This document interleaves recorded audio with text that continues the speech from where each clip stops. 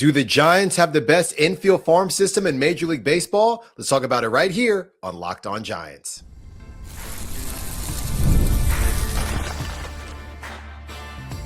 You are Locked On Giants, your daily San Francisco Giants podcast. Part of the Locked On Podcast Network, your team every day.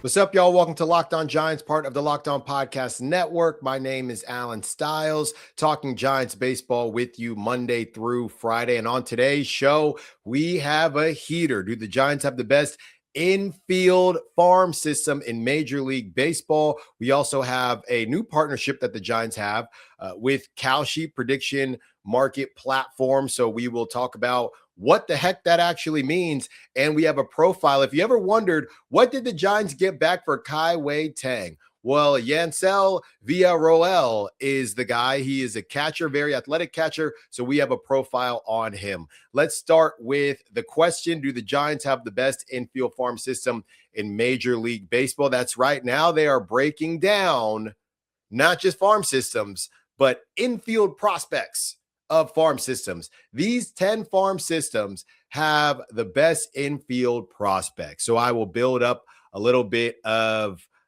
drama here. At number 10, the Texas Rangers, sidelined for much of the year following internal brace. Shortstop Sebastian Walcott played his first full Double-A season at age 19, yada, yada, yada. At number 9, the Miami Marlins. The Marlins are overflowing with shortstops, including their last two first rounders. They have Arquette and Lombardi, along with a couple other guys. Number 8, the Dodgers. While the Dodgers' number 1 rated farm system stands out most in terms of outfielders, it also has several power infielders as well. We don't care about those Smurfs. Number 7, the Cleveland Guardians. They have a shortstop, MLB's number 29 prospect. Okay. So that has quickly provided a spark for the Guardians lineup. And top rated first base prospect, Ralphie Velasquez, at number 32. All right. Next, you have number 6, the Colorado Rockies. The Rockies have used their last 3 first rounders, all top 10 overall selections, on Charlie Condon and shortstops Ethan Holiday and Tyler Bell. So that's why they're at number 6. Number 5, the Tampa Bay Rays. The Rays have snagged a lot of premium infield talent in the last 2 drafts. So, of course, they have Grady Emerson and they have Taj Marchand as well. Number 4, the Chicago White Sox. The White Sox used their first 3 2026 draft picks on infielders, spending a combined $16.1 million on number 1 overall choice, Rock Kalowski. He was supposed to be ours. But we move on. And they have a couple other guys as well. At number 3, the Washington Nationals. The Nationals infield riches begin with shortstop and number 2025, number 1 overall draft pick, Eli Willits, who is providing more immediate impact than expected and performing well in high A at age 18. Number 2, the San Francisco Giants. So close. And you have the Milwaukee Brewers at number 1. So they made number 1, who's thriving in Double-A at age 19, and 30-30 upside is just one of 3 Brewers shortstops on MLB's Pipeline's top 100 prospect list. Luis Pena, Brady Ebel, Andrew Fisher. So they have that crew. But let's get to the Giants. Baseball's fastest rising farm features 3 top 100 infielders, all precocious international shortstops. Josuar Gonzalez at number 17, Luis Hernandez at number 27, and Johnny Level at number 47. And they all rank in the upper half of the list. Another shortstop, 2025 first rounder Gavin Keelan, isn't far behind them. Corner infielders, Parks Harbor has posted 150 WRC plus during the last 2 seasons, 3rd best in the minors, and has outstanding under the hood data as well. So the Giants are coming in at number 2 on MLB.com's top 10 farm system when it comes to infield prospects. These 10 farm systems have the best infield prospects. So that's where the Giants sit. I think that's great stuff for them. Of course, You want to continue to get better and get better. But the fact that they're number 2 and everybody is acknowledging how fast this rise has been for the Giants, it's kind of weird. You don't know how to react to it, right? You're not really used to the Giants actually being applauded for something these days, especially when it comes to the farm system. But, as much as we're going to give Buster Posey his just due in the development, there are a couple picks floating around from Farhan. They are. And I know everybody says everything is Farhan's fault, but there are a couple picks out there that are floating around. Now, development might be under Buster Posey. So we could say, well, the development here or who did this or who did that. But the bottom line is the Giants have good talent in their system, good infield talent, which is incredibly important because even as an outfielder, I got to admit, if it doesn't work out in the infield, you can always send an infielder to the outfield. So having infield prospects is a good thing. Either it's going to work out in the infield, they're going to stay, or you can try them out anywhere because they are very flexible. They can be very dynamic. So that's not always the case, but especially when you're talking about middle infielders, a lot of those guys translate to center field quite easily. You look at what the Padres have done, shortstop going to right field. There's a lot that can move around and shift when it comes to having infielders that are obviously super athletic. So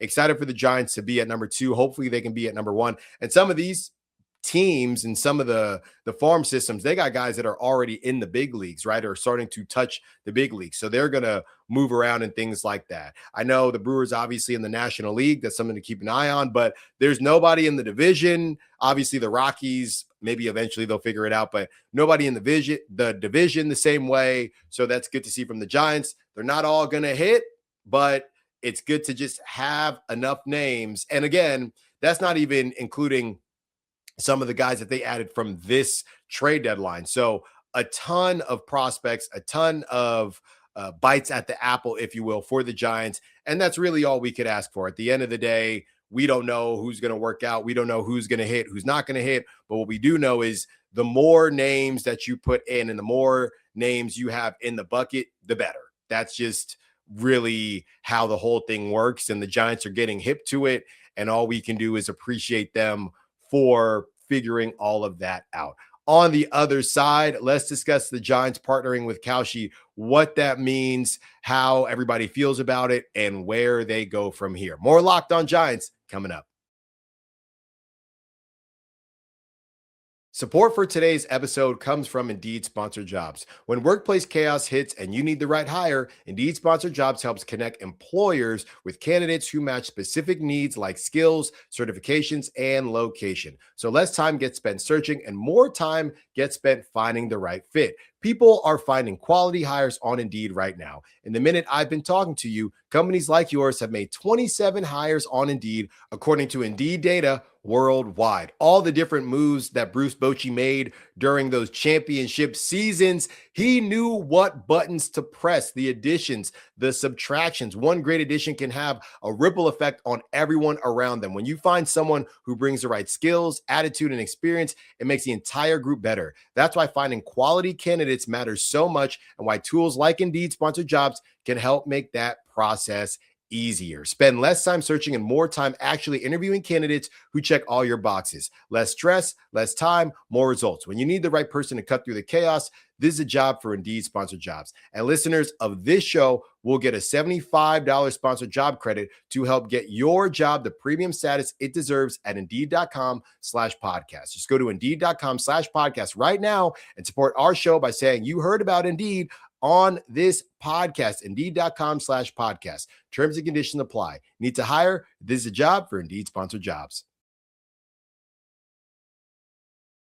Next segment with you, and we have an article from Susan Slusser. Giants among 5 MLB teams launching partnership with Kalshi predictions market. In a pro sports landscape crowded with gambling sponsorships, the Giants added another Tuesday, announcing their partnership with prediction market Kalshi. The Giants already have a multi-year agreement with Prize Picks. I don't know that I knew that, as the team's official daily fantasy sports partner, and Major League Baseball has existing relationships with DraftKings, FanDuel, MGM Grand, and Polymarket. Among the other teams to announce partnerships with Kalshi on Tuesday, the Braves, the Red Sox, the Dodgers, and Padres. In a news release, the Giants announced a partnership bringing together two iconic brands to create new fan experiences at Oracle Park and across Giant platforms, while referring to Kalshi as the world's next generational trading platform. Ballpark signage is part of the agreement, starting with an LED display Tuesday night, along with radio advertising and experiential activations, according to Steve Sang, the team's senior vice president of partnerships, that will consist of a booth this homestand and next, with company information and signups for the app. Last year, if Giants pitchers combined to strike out 12 batters in a home game, fans could text to enter a promotion that included a $12,000 free Prize Picks lineup, along with tickets to future Giants games. The partnership is through the end of this season, Sang said, which is interesting because the season's almost over. Okay. The team closely scrutinizes deals with fantasy and sports betting companies, according to Sang, and the deal also had to go through MLB's vetting processes. The league puts a bunch of restrictions on them, Sang said. We couldn't do a deal until the league passed this. The Giants look at partnerships with prediction market enterprises carefully, Sang said, because of obvious concerns about rising levels of gambling addiction, along with the dangers of exposing children to sports gambling. We think about it a lot, very seriously, Sang said. Then we came to believe that it's going to happen with or without you. So if we can kind of control it a little bit on our narrative, I think that's a good thing. Okay, so that is from Susan Slusser. You can go read the rest of it. So yeah, that's super weird to me, if I'm reading this correctly, that it's over at the end of the season. So they announced it now. So it's basically a month and a half deal, something like that. I was just looking at my watch and the date. Okay, whatever works for you. Apparently, that's what the Giants want to do. That's how they're getting down. Look, obviously, we read ads on Locked On Giants. We got to make money. Everybody's got to put food on the table. That's pretty much it. I don't necessarily know what it means. Again, if it's ending at the end of the season, the way it was written feels like that. So yeah, just something, maybe that's how they wanted it to happen. All right, this first go round, let's make it happen in a very kind of low-key manner and go from there. Maybe that's how they went about it. And that's just how sports are right now. I didn't know about the Prize Picks thing. I went to one game last season. I don't necessarily remember signage or anything like that. And part of it is just so ingrained. I mean, even talking about this, we're probably all going to get ads on our phones about both things once the show is over. So, we understand what it is. We understand what's going on. Again, I don't know that the Giants or any of these other teams that are a part of it now are doing specific things outside of, hey, here's a promotion, just like what they did with Prize Picks. Here's a promo for Kalshi to help you. I saw one. It was about it was when you're on an airplane, and it was making certain guesses while you're on the plane. There was a partnership, and the whole thing is fascinating. I'll put it like that. The whole thing is fascinating where we are at right now. Obviously, I'm not in California literally right now, but in California, sports gambling traditionally is not allowed. So yeah, how you kind of scratch that itch, but all these different outlets now, yeah, I mean, the Giants were probably going to be a part of this one way or the other. And, Sang and the whole staff and the crew felt like, hey, if we can do this our way and lay it out in a way that makes the most sense, I'd rather do it like that versus, it gets mandated at some point. Who knows what's going to happen after this collective bargaining agreement? A lot of different things could happen. A lot of different avenues could change how it's viewed. So the Giants felt, let's dip our toe in the pool first, so we know what it looks like. We know how things are kind of revolving before something just comes down on us and we're not able to control how it works there. So I understand why they're doing it, whether you agree with it or not. That's your opinion. where these things just get so squirrely. It's just with the players themselves, right? Now, there are a couple of different things. Obviously, kids, as they mentioned, and that whole situation, you don't want the addiction and all of that. Obviously, nobody wants that. Then on the other side of it, it's the players. And I feel like there have been instances in really all sports outside of football is the only one. I haven't heard anything. Obviously, we know what has happened in basketball. We know what has happened in baseball. So just a couple different issues that have floated around here, and the Giants trying to do their best to, if you can see something coming, control it, put their voice on it, put their spin on it, and hope that, all the best happens. So that is the newest and truest with the Giants and their new partnership. And we know there's some money involved. Let's just cut to the chase. We know there is some money involved because the Giants ain't doing nothing if there ain't money involved. That's how they are. Giants, they're just like us in a way. I'm not doing nothing if there's no money involved. I can tell you that much right now. Why would you? So especially something like this where people are going to have certain feelings about it, especially with the sports, the teams themselves partnering. I think that's what makes people a little bit uncomfortable. But I think it's just a name, a promo here or there, and some branding. That's what it feels like. Now, obviously, promoting something, people are going to have their feelings. But as far as what the Giants are actually doing with Kalshi, it feels like pretty surface level stuff. Like I said, I didn't even know about the Prize Picks deal.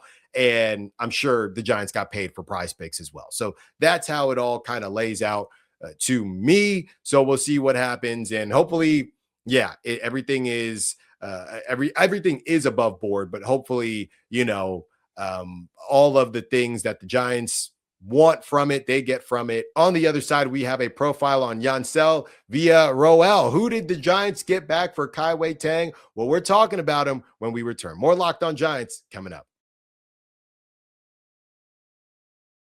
Running a business shouldn't feel like you're trying to connect a bunch of systems that were never designed to work together. One app for accounting, another for inventory, another for sales, and somehow none of them talk to each other. That's where Odoo comes in. Odoo is an all-in-one business management software that brings every part of your business together in one powerful platform. From sales and accounting to inventory and marketing, everything works in one place. Odoo is one platform to manage, grow, and scale your business. The best organizations know that success isn't just about talent. It's about having everyone working toward the same goal. And that's true in sports, just like it is in business. When the Warriors added Andre Iguodala and they knew when to start him, when to sit him, that was the perfect addition to their crew. One thing that really stands out is how this organization got everyone pulling in the same direction with that decision. It wasn't just about one great player or coach. It was a coordinated effort across the entire organization that made it successful. Great organizations win because operations matter. And that's why you should get Odoo. Try for free at odoo.com/lockedon. That's odoo.com/lockedon.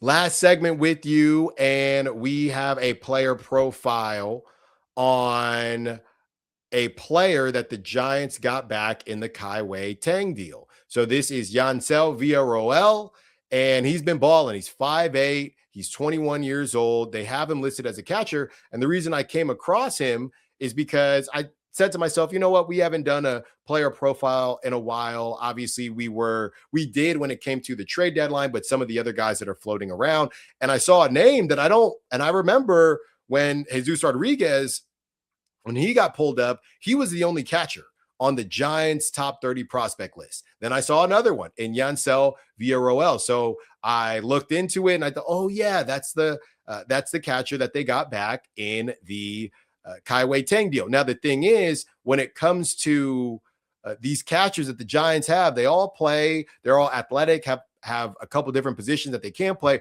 which is a good thing. But I know we're all looking for that Buster Posey prototypical catcher. Villarroel isn't necessarily that, but he does bring a lot to the table. So this is the write-up.